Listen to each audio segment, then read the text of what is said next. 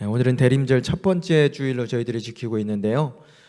대림절은 성탄 4주전을 의미하면서 어두운 세상에 이 땅의 빛으로 오신 예수님을 기억하고 또한 다시 오시겠다고 하신 예수님의 재림과 부르심을 기다리는 절기가 대림절 절기입니다. 그래서 절기색을 보면 보라색으로 되어 있잖아요. 제가 스톨도 그리고 앞에 강단도 보면 보라색 스톨로 이렇게 바꾸었는데, 이 보라색은 절제와 겸비와 회개를 통해서 성탄을 기다리고 주님을 맞이하겠습니다, 이런 의미를 가지고 있습니다.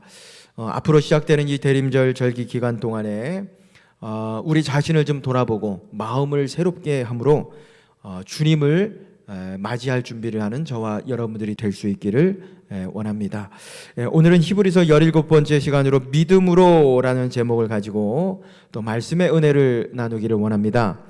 여러분, 우리 성도들이 신앙생활을 하면서 한 번씩은 내가 반드시 질문해 봐야 하는 것은 나에게 믿음이 있는가 하는 것입니다. 왜냐하면 오늘 6절의 말씀에도 보시면 믿음 없이는 하나님을 기쁘시게 할 수 없다, 성경은 이렇게 기록하고 있기 때문에 그렇습니다. 이 믿음이 있어야 하나님을 기쁘시게 할 수 있습니다. 또한 내가 믿음이 있는가, 왜 이 질문을 반드시 던져보아야 하냐면, 여러분, 이 믿음이 우리 구원과 필수 불가결의 관계에 있기 때문에 그렇습니다. 여러분, 그래서 에베소서 2장 8절의 말씀에 보면 너희는 그 은혜로 의하여 믿음으로 말미암아 구원을 받았다, 성경은 이렇게 증언하고 있죠. 그러니까 믿음으로 우리가 구원을 받았다는 것입니다. 그러니까 이 믿음이 내 구원과 직결되어 있기 때문에, 연결되어 있기 때문에 내가 믿음이 있는가 확인해 보는 것은 굉장히 중요한 일이라고 할 수 있을 것입니다. 여러분, 한번 스스로에게 질문을 던져볼 수 있었으면 좋겠습니다. 나는 믿음이 있습니까? 올해 믿음으로 살아오셨습니까? 사실 지금 저희 대림절 절기를 보내고 있는데, 여러분, 이 대림절 절기, 어떻게 이 절기를 지켜야 하겠습니까? 보내야 하겠습니까? 믿음으로입니다. 여러분, 나에게 믿음이 있습니까? 자, 그러면 나에게 믿음이 있는가, 이걸 점검해 보려면 이 믿음이 무엇인지 알아야 하지 않겠습니까? 여러분, 이 믿음이 무엇일까요? 오늘 히브리서 11장에서는 그 믿음이 무엇인지에 대해서 아주 자세히 설명해 주고 있습니다. 이 히브리서 11장을 믿음의 장이라고 하는데, 여러분, 믿음이라고 하는 말이 이 11장을 보면 계속 반복해서 나오고 있습니다. 히브리서 전체에 믿음이라고 하는 단어가 32번 나오는데, 여러분, 이 11장에만 24번이 나옵니다. 그러니까 히브리서 전체의 믿음이라고 하는 단어의 3분의 2가 히브리서 11장에 나오고 있는 것이죠. 그래서 이 히브리서 11장을 믿음의 장이라고 부릅니다. 자, 근데 여기서 우리가 또 하나 주의할 것은, 이 히브리서 11장에서 이야기하고 있는 이 믿음은, 여러분, 성경이 어떻게 보면 이야기하고 있는 믿음을 다 대변하고 있는 것이 아니라는 거예요. 그러니까 무슨 말이냐면, 히브리서 11장은 믿음에 대한 정의를 이야기하는 것이 아니라 믿음의 성격에 대해서 다루고 있다라고 하는 것입니다. 그러니까 예를 들면 고린도전서 13장에 가면 사랑이 무엇인지에 대해서 쭉 기록하고 있지 않습니까? 고린도전서 12장을 은사장이라고 그러고 고린도전서 13장을 사랑장이라고 그러는데, 사랑장에 보면 사랑은 온유하고 사랑은 오래 참고 사랑은 시기하지 않으며 사랑은 쭉 사랑에 대해서 이야기하는데, 여러분, 이것은 사랑의 정의가 아니죠. 사랑의 성격을 이야기하는 것입니다. 그러니까 이처럼 히브리서 11장도 이 이야기하고 있는 이 믿음은 믿음의 정의가 아니라 믿음의 성격에 대해서 다루고 있다는 것이죠. 그러니까 믿음의 선조들에 대해서 쭉 예를 들면서 이런 상황에서는 믿음이 이렇게 표현됐고 저런 상황에서는 믿음이 어떻게 드러났는지에 대한 믿음에 대한 성격에 대해서 다루고 있다는 것입니다. 그러니까 그렇죠. 여러분, 믿음이 어떤 경우에는 살아가면서 인내로 표현되기도 하고 어떤 경우에는 사랑으로, 순종으로, 기다림으로 표현되기도 합니다. 그러니까 오늘 우리의 예로 보면 저희가 코로나로 인해서 여러 가지 어려움에 처해 있는데 여러분 이 상황 속에서 내 믿음이 어떻게 드러나고 있는가, 어떻게 작동되고 있는가에 대해서 오늘 히브리서 11장은 설명하고 있다는 것입니다. 자, 그러면 이 믿음이 무엇인가? 나에게 믿음이 있는가 점검해 볼 때 믿음에 대해서 알아야 하는데 이 믿음은 무엇인가? 여러분 이 믿음은 내가 바라고 내가 확신하는 것이 아닙니다. 오늘 1절의 말씀해 보시면 믿음은 바라는 것들의 실상이요 보이지 않는 것들의 증거니라고 기록하고 있습니다. 믿음은 바라는 것들의 실상이라는 거예요. 여러분 이 실상이라고 하는 말은 헬라어로 보면 확신, 보증 이런 의미를 가지고 있습니다. 그러니까 믿음은 바라는 것들의 실상이다. 믿음은 바라는 것들의 확신이다 라고 하는 것입니다. 자, 여러분 믿음이 바라는 것들의 실상, 확신이라고 한다면 우리가 바란다고 해서 그것이 전부 다 이루어질까요? 그것을 우리가 확신한다고 해서 다 이루어지겠습니까? 예를 들어서 내가 대기업에 취업을 하고 싶습니다. 그것을 바래요. 또 확신합니다. 여러분 그렇다고 해서 내가 대기업에 취업을 할 수 있겠습니까? 바라는 것만으로는 내가 믿습니다. 그렇게 확신하는 것만으로는 99% 그렇지 못할 것입니다. 왜 제가 100%라고 이야기 안 하냐면 혹 1%는 하나님의 특별한 은총이 있을 수 있기 때문에 그렇습니다. 그러나 일반적으로 내가 바라는 것으로 내가 그것을 기대하는 것만으로는 거의 이루어지지 않는다라고 하는 것입니다. 여러분 우리가 착각하지 말아야 할 것은 믿음은 바라는 것들의 실상이라고 할 때 여러분 이 바라는 것을 내가 기대하는 것, 내 마음의 소원으로 이해해서는 안 된다는 거예요. 여러분 그러면 히브리서 기자가 이야기하고 있는 이 믿음은 무엇인가? 여러분 이 믿음은 하나님의 말씀, 하나님의 약속에 근거한 믿음을 의미합니다. 여러분 올해 우리가 아브라함을 좀 살펴보지 않았습니까? 예를 들어서 설명해 보면 로마서 4장 18절 말씀에 보시면 아브라함은 바랄 수 없는 중에 바라고 믿었대요. 아브라함은 바랄 수 없는 중에 바라고 믿었다. 여러분 아브라함은 자식을 낳고 싶었습니다. 근데 75세가 되기까지 자식이 없었어요. 근데 어느 날 하나님께서 나타나셔서 아브라함아 내가 너로 큰 민족을 이루게 해줄게. 하나님이 말씀해 주셨어요. 여러분 이것이 무엇입니까? 하나님의 약속이죠. 여러분 아브라함은 이 하나님의 말씀 약속을 믿었습니다. 그리고 성경은 그것을 의로 여겼다고 하나님이 의로 받으셨다고 기록하고 있습니다. 자, 근데 그것이 시간이 지나도 이루어지지 않는 거예요. 25년이 24년이 지난 99세가 되기까지 이것이 이루어지지 않았습니다. 근데 99세가 되었을 때 하나님께서 또 천사를 통해서 말씀해 주셨죠. 아브라함아 내년 이맘때에 내 아내에게 아기가 있을 것이다. 여러분 기억나십니까? 그렇죠? 여러분 어떻게 되었어요? 100세가 되었을 때 아브라함이 이삭을 안았습니다. 자, 이렇게 바랄 수 없는 중에라는 것은 사실 아브라함의 그 나이를 보고 그 신체적인 조건을 보고 아내의 그 나이의 상태를 보았을 때는 바랄 수 없었어요. 근데 여러분 아브라함은 바랬습니다. 무엇으로 인해서요? 무엇으로 인해서 바랄 수 없는 중에 바랬습니까? 하나님의 약속의 말씀을 믿었기 때문에 그런 것입니다. 여러분 내 마음의 소원을 아멘 믿습니다 해서 되는 것이 아닙니다. 이것은 믿음이 아니죠. 여러분 믿음은 철저히 내 마음의 어떤 소원함과 바램, 기대가 아니라 하나님의 약속과 그 말씀에 근거한 것입니다. 한번 따라해 주시겠습니까? 믿음은 하나님의 말씀과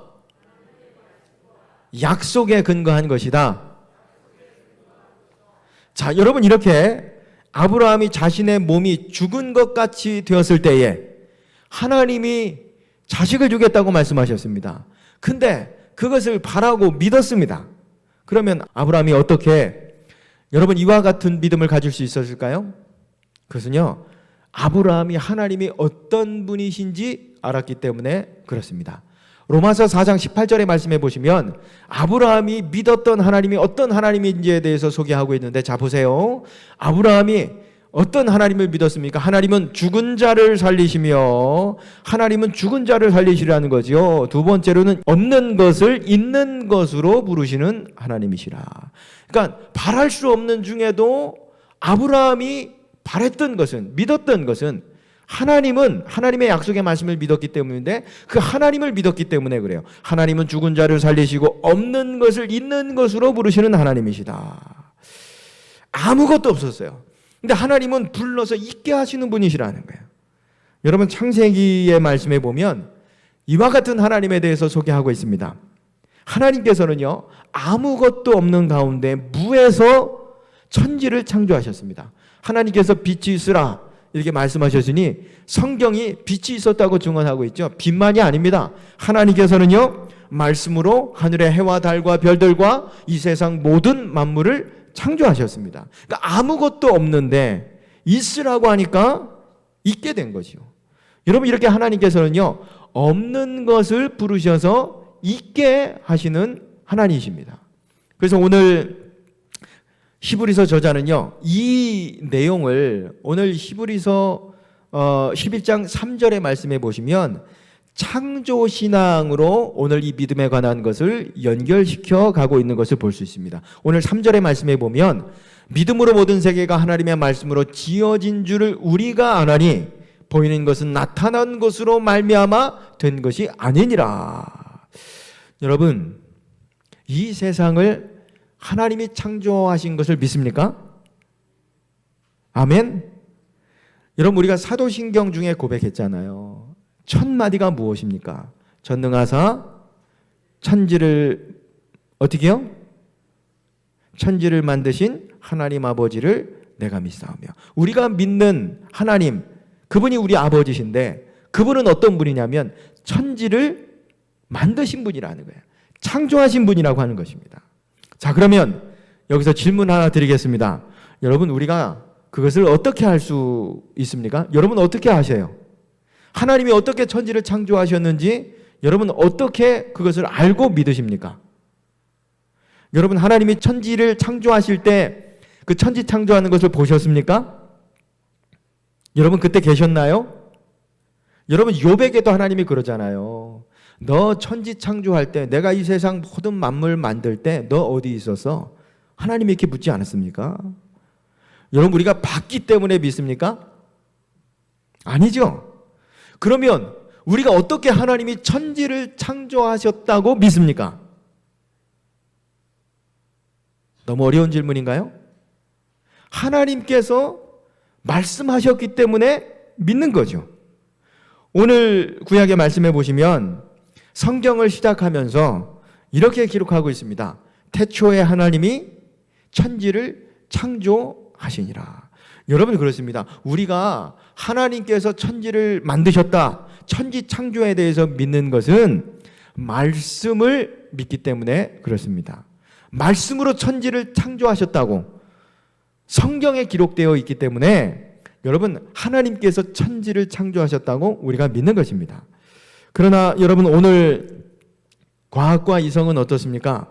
천지가 하나님이 창조하셨다고 이야기합니까? 아니죠. 네. 어떻게 하다 보니까 오랜 시간 지나서 이렇게 천지가 창조되었다고 주장합니다. 여러분 그러나 잘 생각해 보시면 이것이 과학적일까요?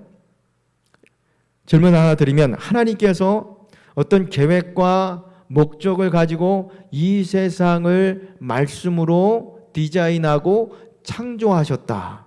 이것을 믿는 것이 과학적일까요? 아니면 어쩌다가 우연히 이 세계가 이렇게 되었다. 이것을 믿는 것이 과학적이겠습니까? 어떤 것이 더 과학적일까요? 이성적일까요? 많은 사람들은요, 어쩌다가 우연히 이 세상이 이렇게 존재하고 있다고 믿습니다. 그리고 이것을 훨씬 이성적이고 과학적이라고 이야기하는데, 여러분 이렇게 설명해 보면 어떻겠습니까? 제가 지금 마이크를 통해서 설교하고 있지 않습니까? 여러분, 이 마이크가 여기에 어떻게 존재하고 있는 것일까요? 이 마이크가 저절로 이렇게 만들어져 가지고 이곳에 있게 된 것일까요? 아니면 누가 어떤 목적을 가지고 만들어서 여기에 둔 것이겠습니까? 어떤 것일까요? 저절로 여기 마이크가 이렇게 만들어져서 이곳에 와 있는 것일까요? 아니죠. 그러니까 누군가 멀리서도 소리를 잘 들리게 하기 위해서 계획하고 또 연구하고 디자인해서 만들어 놓은 것이죠. 이것을 저희가 필요에 의해서 구입해서 여기에 갖다 놓은 것입니다. 자, 그렇다면 다시 질문 드립니다. 여러분, 어떤 것이 과학적이겠습니까? 마이크가 저절로 만들어졌다, 이렇게 믿는 것이 과학적일까요? 아니면 누군가 만들어서 연구해서 디자인해서 여기에 갖다 놓았다, 이렇게 믿는 것이 과학적이겠습니까? 누군가 마이크를 디자인하고 만들어서 이곳에 갖다 놓았다, 이렇게 믿는 것이 훨씬 과학적이고 이성적인 것이죠. 여러분, 그래서 오늘 히브리서 저자가 하나님의 창조에 대해서 언급하면서 3절에 대해서 이렇게 주장하고 있는 거죠. 3절 말씀에 보면 믿음으로 안다 그래요. 믿음으로 안다. 이 안다라고 하는 단어는 헬라어로 이해력, 지성을 의미합니다. 그러니까 하나님께서 천지창조를 하셨다고 믿는 것이 지성적이라고 하는 거예요. 그것이 과학적이라고 하는 것입니다. 여러분, 한번 따라해 주시겠습니까? 하나님의 천지창조를 믿는 것이 훨씬 이성적이고 과학적이다. 여러분, 우리 기독교의 믿음은 터무니없고 허무맹랑한 것을 믿는 것이 아닙니다. 여러분, 우리가 소유한 믿음은 근거가 있는 거죠. 훨씬 과학적이고 이성적입니다. 그럼에도 불구하고 여러분, 오늘 이 세상은 진화에 대해서 이것이 훨씬 이성적이고 과학적이라고 주장하죠. 많은 사람들이 그렇게 믿습니다. 그리고 그 가운데 무엇인가 발견하면 위대한 발견이라고 해서 상을 줍니다. 올해도 노벨상 수상식이 있었던 것으로 아는데요. 노벨상 하면 사실 노벨 물리학상 아닙니까? 여러분, 올해도 3분의 우리 학자분들이 노벨 물리학상을 받았습니다. 한로저 펜로즈, 라인하르트 겐제, 그리고 안드레아 게즈입니다. 여러분, 이분들이 노벨 물리학상을 수상한 이유가 무엇인지 아십니까? 노벨 물리학상을 이들이 받은 이유는 블랙홀이 있다는 것을 관찰해서 입증했기 때문이라는 거예요. 그러니까 무엇을 새로 발견한 것이 아니에요. 그러니까 무에서 유를 창조한 것이 아니라 블랙홀이 그저 있다, 이것을 잘 관찰해서 입증한 거예요. 입증한 거. 이것으로 인해서 물리학상을 받았습니다. 여러분, 그들의 수고와 열정에 박수를 보냅니다. 그러나 여러분, 잘 생각해 보시면 이미 블랙홀은 존재하고 있었죠. 하나님이 창조하신 것입니다. 근데 이것을 관찰해서 입증한 것으로 상을 받은 거예요. 자, 그래서 히브리서 저자가 믿음은 아는 것이다 라고 이야기하면서 오늘 1절의 말씀에 보면 이렇게 기록하고 있어요. 믿음은 증거가 있대요. 보이지 않는 것의 증거다. 여러분, 믿음은 보이지 않는 것의 증거라고 이야기합니다. 여러분, 블랙홀은요, 사실은 보이지 않습니다. 저도 천체 물리학이나 천문학에 좀 관심이 있어서 책을 좀 봤는데, 여러분, 이 블랙홀은요, 사실 빛이라고 하는 것은 우리가 보이기 위해서는 빛이 반사되어야 그것을 볼 수 있는 것이거든요. 뭐 가시광선이나 적외선. 근데 블랙홀은 빛까지도 끌어들여요. 엄청난 중력으로 이용해서 중력으로 빛까지도 흡수해 버리니까 반사가 안 되잖아요. 그러니까 이 블랙홀을 발견할 수 없었던 것이죠. 근데 이번에 그런 업적을 이룬 거죠. 관찰을 통해서 블랙홀이 있다라고 하는 것을 증명한 것입니다. 그러니까 보이지 않는 것의 증거가 되는 것이죠. 여러분은 오늘 1절 말씀에 믿음은 보이지 않는 것의 증거다고 할 때 이 증거라고 하는 단어는 헬라어로 밝히 드러내다, 이런 의미를 가지고 있습니다. 그러니까 믿음은 보이지 않는 것을 밝히 드러내준다는 거예요. 믿음은 보이지 않는 것의 여러분 증거입니다. 사실 여러분, 히브리서를 받는 성도들에게 오늘 믿음에 대해서 보이지 않는 것을 보는 것의 증거다, 오늘 이렇게 히브리서 저자가 기록해서 보내고 있는 이유가 있습니다. 왜냐하면 유대교 기독교인들이 유대인 기독교인들이 왜 유대교로 회귀하려고 했느냐? 그 여러 이유들이 있지만 그 가운데 하나가 무엇이냐면 눈에 보이지 않는다는 거예요. 우리 기독교는. 그러니까 유대교는 화려한 성전과 제사 제도가 있었습니다. 그래서 예배를 드리기 위해서는 화려한 성전에 나아갔고 그곳에서 짐승을 잡아서 각을 뜨고 그리고 그것을 태워서 하나님 앞에 드리고 내가 죄사함을 받았다 이런 음성도 들리고, 여러분 그들의 신앙은 눈으로 보고 냄새로 맡을 수 있었고 귀로 들을 수 있었습니다. 유대교의 신앙은 너무나도 실제적이었던 것이죠. 근데 기독교의 신앙은 어떻습니까? 아무것도 없는 거예요. 이 당시 박해로 인해서 화려한 성전도 없고 핍박으로 인해서 가정에서 숨어서 예배를 드려야 했고 죄사함의 선언도 받을 때 예수님의 이름으로 담대히 나아가서 하나님의 보좌 앞에, 보이지 않는 그 보좌 앞에 고백하면 사함을 받았다라고 하는 것입니다. 그러니까 너무나도 그 신앙이 실제적이지 않는 것이죠. 보이지 않으니까. 그래서 유대인 기독교인들이 눈에 보이는 화려한 성전과 그 제사가 있던 유대교로 되돌아가려고 한 것입니다. 여러분 이런 가운데 히브리서 저자는 믿음은 보이지 않는다고 해서 없는 것이 아니라고 하는 것입니다. 그러니까 하늘의 성전이 있고 예수님께서 그 성전에서 섬기는 대제사장 되신다는 거예요.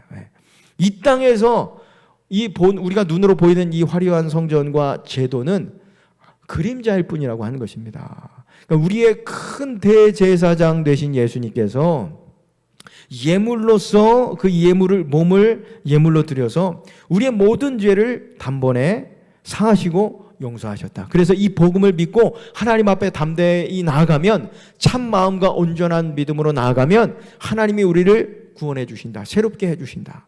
여러분 이것을 히브리서 저자가 강조하면서 눈에 보이는 것이 얼마나 우리를 유약하게 하고 잘못된 길로 인도하는지에 대해서, 이게 믿음과 대치되는지에 대해서 히브리서 저자가 기록하고 있는 것입니다.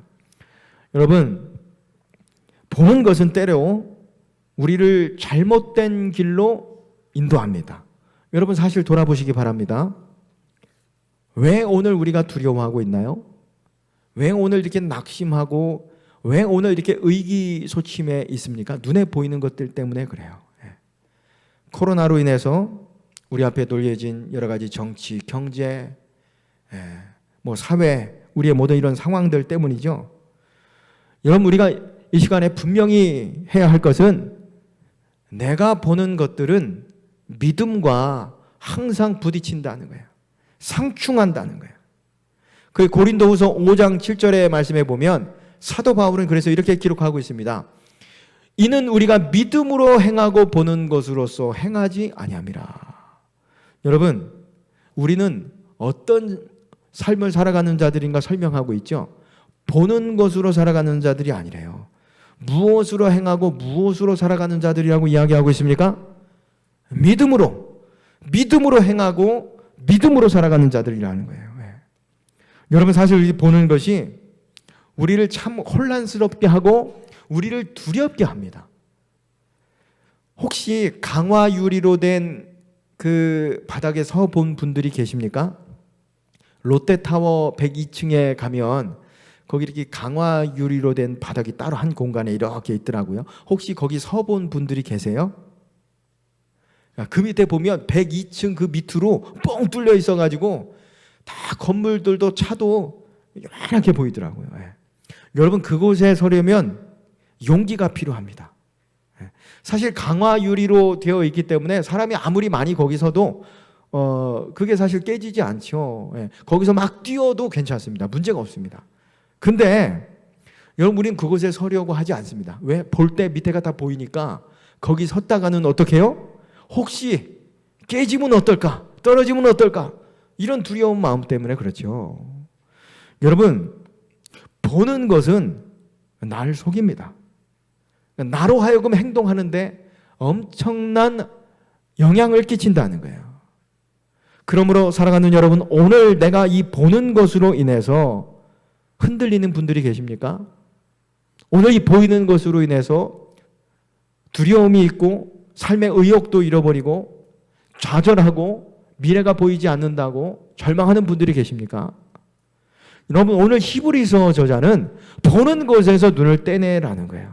눈을 돌이켜라. 그것에 집중하지 마라. 오히려 그것을 계속 바라보고 집중하고 있으면 더 힘들고 어려움이 가중되고 혼란스러우니 그것에서 시선을 떼어서 믿음의 선조들에게서 배우라는 거예요.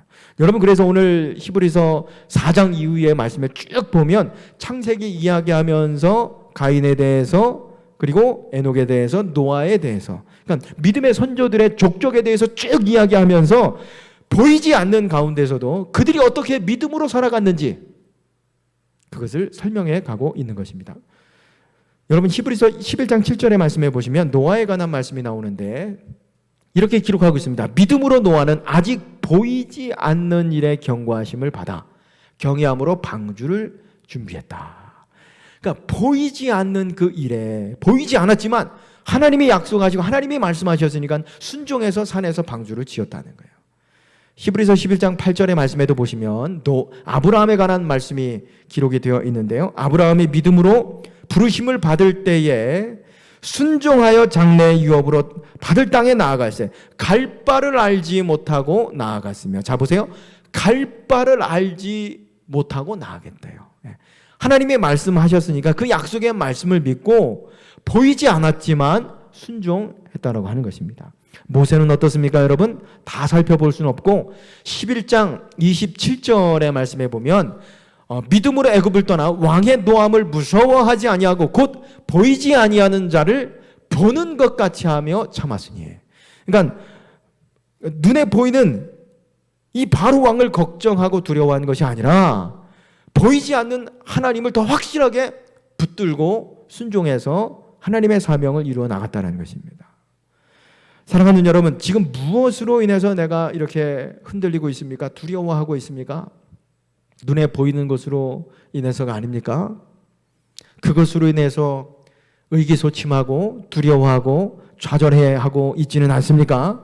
여러분, 오늘 히브리서 저자는 오늘 우리에게 이 믿음의 장 11장을 통해서 분명히 이야기하고 있는 것입니다. 빛이 있으라 말씀하셨을 때 빛이 있게 하신 그 말씀의 능력을 믿고, 그럼에도 불구하고 이 코로나 상황 속에서도 믿음으로 앞으로 나아가라는 거예요.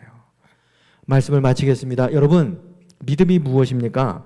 믿음은 우리가 바라는 것이 아니에요.